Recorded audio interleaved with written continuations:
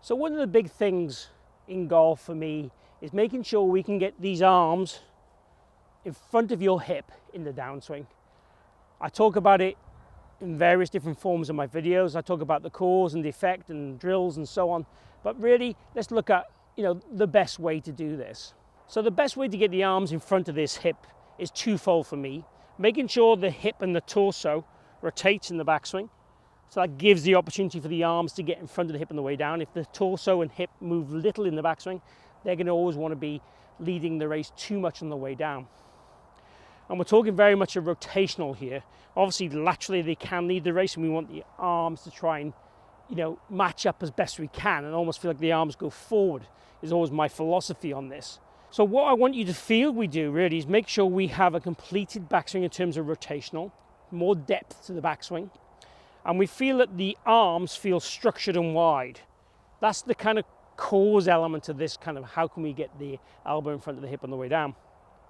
In terms of how we can feel this, and the easiest way to feel it, I'm going to share with you two ways. The first way is what I call a cross leg drill.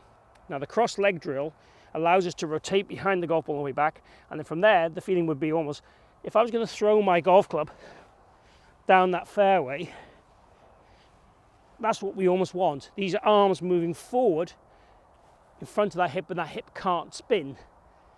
We do want the hip to rotate. Before I get the rotation police asking me questions, I want you to feel that you get the lateral movement, then rotate. So the rotation happens perhaps later in the downswing than you think, but it happens, let's call it more continuously through the hitting zone and post impact, which is where we'd want it. We do want it then to break sharply, but I definitely would want the hips rotating when the club's from here to here, as opposed to the hips rotating like crazy and stalling and the arms being left behind and then having to flick like crazy. We want to get the maximum speed at the maximum important time, which is contact.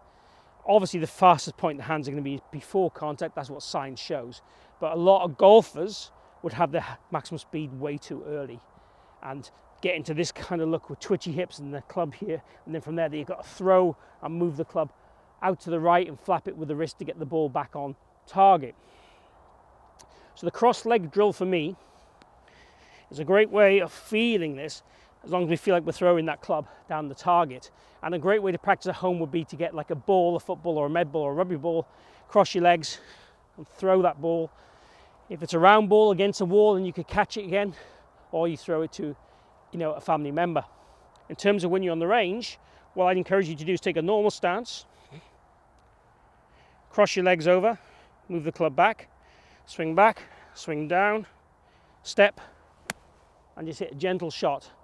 That'd be a way of feeling the synchronization between the hips and the arms and the elbows that we're looking for in the downswing to make sure the arms lead the hips in terms of getting in front of that trail hip in the downswing.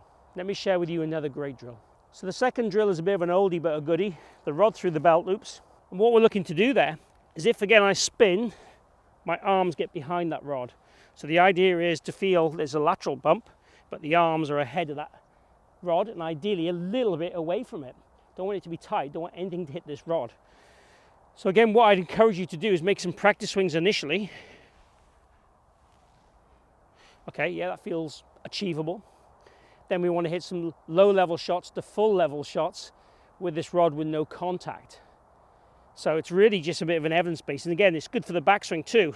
Make that rod rotate, make it go deep. And lead with the arms on the way down and make no contact. And it'll help slow your swing down a little bit too. You'll be very conscious of what you're doing with this rod. And it's definitely where I'd want you to start. I hit that one probably about 75-80% of what I would do normally. Then build up to be able to do it naturally, full power, without having to think about it hopefully too much, and make no contact at all. For me, this is a huge thing to get right in your golf swing. If we can get the arms and torso syncing up more on the downswing, it really leads to effortless golf and easy golf. Obviously, we've talked there a little bit about the backswing, getting the right hip rotation and arm width to help this. That needs to ideally be done. It can be done without it, but it needs more manipulation, which makes it more difficult to time.